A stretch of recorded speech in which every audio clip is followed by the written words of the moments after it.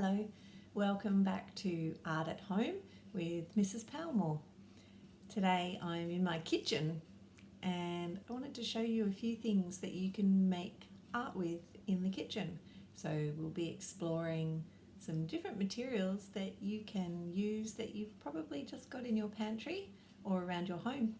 So I hope you find it fun, and of course if you don't have all the materials yourself or the ingredients, you can do some experiments, but always check with a grown-up first that it's okay to use them. Alright, so the first thing I'm going to experiment with is I'm going to ask you if you've got any hair conditioner. I know that sounds weird, but from your bathroom, have you got any? Use the cheaper stuff, don't use mum or dad's good conditioner. But if you've got some cheap hair conditioner, if you want to go and get that and ask if it's okay if you use a little bit of it. And the other thing that you're going to need to use is some corn flour. There's some corn flour you'll find in your pantry. And we're going to do a little bit of a mix up to create a special Play-Doh that you don't need to cook on the stove. Because sometimes when you make a traditional Play-Doh recipe, you need to stand over the stove and cook it, and it can make a big mess and it's not as safe for the littler people who are making it. So I'm going to show you how to make one where you don't need to cook it. It's really simple, 2 ingredients, just hair conditioner and corn flour. So maybe pause the video and see if you can find those ingredients. Okay, so I've got this big red mixing bowl. I'm using red just so you can see the ingredients going in. And I've got some flour. You mightn't have a screw top, you might have a packet. So I'm going to put some flour in, and whatever amount of flour I put in, I'm going to do just, this is my conditioner, I'm just going to use half the amount of conditioner of flour. So I can just judge, there's a pile there, so I'm just going to put a little pile of conditioner in there. Squirt, squirt. You might have a squeeze tube or a different kind of thing. That looks about half to me. Okay, now I'm using a plastic spoon to mix it around just so the noise of the metal spoon on the bowl doesn't make too much noise on the video, but you can absolutely use a metal spoon, or even better, get nice and messy and use your hands. But I'm just going to use this. Now I think this is still a little bit dry, so I'm going to put more conditioner in.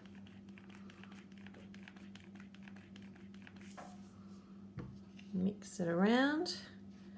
You want it to join together, if it will, into one big, oh, it's starting to come together now. Can you see it sort of coming together in sort of balls? Now I have to admit, I didn't have corn flour in the pantry after setting this video up, so I've just used normal plain flour. I'm going to see if it works. Bit of an experiment, but I like taking risks to see if things will work. It's part of the fun of it all. Alright, so, oh, it's quite wet now, so it's come together as one piece, but I think I might have put a bit too much conditioner in, so I'm just going to be very careful. I'm going to just put a tiny bit of flour in at a time, mix it around, see if I can get it into a nice shape. Now the idea is to get it into an amount or a consistency that you can pick it up with your hand, but you don't get it stuck all over your hand. So I'll try a little bit more flour. And what I'm making is that little handmade Play-Doh. You might go, well, that's a bit of a boring colour, isn't it? So you can put a bit of food colour in this if you want. I think this is too sticky still. I think maybe I might have needed the corn flour for this after all. I'm starting to suspect my experiment has failed. But we'll give it one more try. Oh, that might be better. Oh, look. It's not sticking quite so much to my fingers. I can get my hands in there now. This is the fun part. Oh, that's good. It feels nice and globby. I like making globby things. Feels good. I can pat it. Yeah, that's pretty good. All right, I'm going to add some colouring to it. I've got some blue food colouring in the pantry.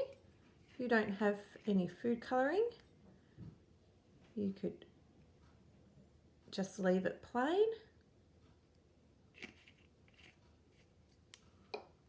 Am I going to turn my hands blue by doing this? Probably. See if it comes through. Ooh. Sticky, icky, icky.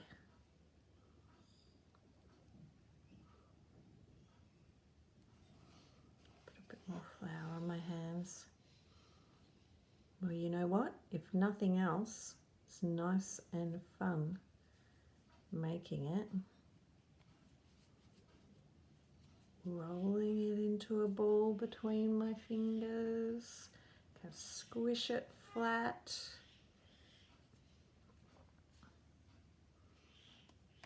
Maybe a bit more food colouring. Goodness me, I'm going to have to be careful about what I touch after this. I have to wash my hands and wash everything. But it's fun. Ooh, now it's getting brighter blue, isn't it? Could always add the food colouring earlier, maybe when you put the conditioner in. It might turn the conditioner blue. There we go. It's getting some cool marble type effects in there, where the colours going dark and blue. All right. That's pretty cool. All right, well, I'm going to move my bowl and I'm going to go and wash and dry my hands so that I can play with my Play-Doh. Okay, so I've cleaned my hands and I took that opportunity to put away all of the conditioner, the flour, and I put my bowls in to wash and all of those things, so I have a nice clean space and not so much mess. So here's my Play-Doh. Now, what could I do with it? Well, when you want to roll a ball, I could break a bit of it off, put some to the side, and I can roll it on the bench. I can make a ball. That's it. Might want to make another ball here. Maybe I could start to make a person. Could put a head on, or maybe this one. When you roll, I'll use this bit. When you roll Play-Doh into a coil, you want to roll your hands together like this and move them apart. Make a nice sausage coil. Keep stretching it out, widening your fingers as you go. Don't want to get it too skinny in any one part because then it can break. Okay, the classic, I'm going to roll it up like this. And I've made a snail. Hello, Mr. Snail. There we go. This one we can do a simple pinch pot. So we can put our thumb in the middle like a donut. And we can just pinch it around the edge like that. And we make a little pot like that. This is really good for our hand muscles, which helps us improve lots of things, not just in art, but it can improve our pencil control for handwriting. Could mean we're better at tying knots and putting on our clothes, so our buttons, all those things we need our fine motor skills for. So I could put maybe something on the edge, could make a shape and add it. It's quite soft, this Play-Doh. Now, the fun thing about Play-Doh is you can always squish it back into shape. Squish it together. So this is just for playing. This won't air dry. This will just stay wobbly and moist. So it's just for playing with, not for keeping. If you've got any cookie cutters at home, you could experiment with making some cookie shapes. Oh, it's so sticky. Like that.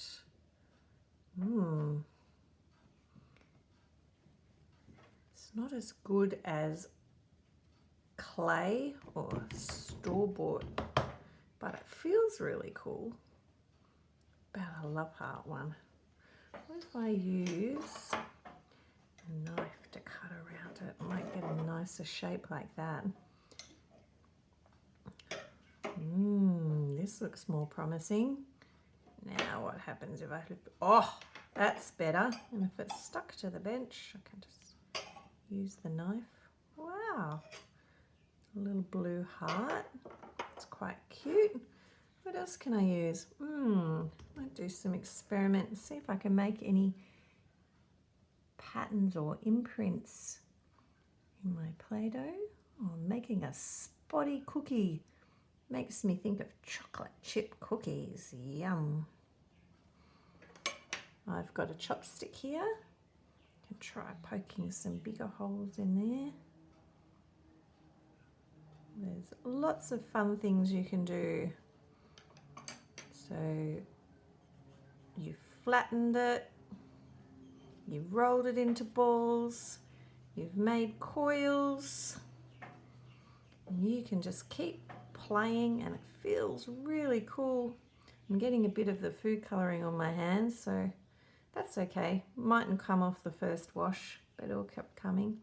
And you can have a look what else you've got in your drawers. I also found this kiwi fruit spoon. It's got a nice serrated edge, so I could chop some of my Play-Doh up like that.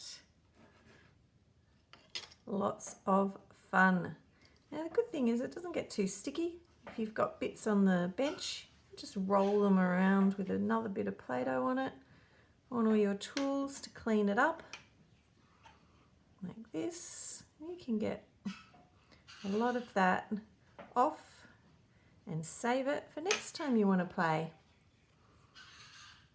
Best way to store it is just put it in a Tupperware container, and I'll just get one. So I just went and got a Tupperware container, so I'm just going to put my Play-Doh in there and I'll seal it up, and it's all ready to go for next time.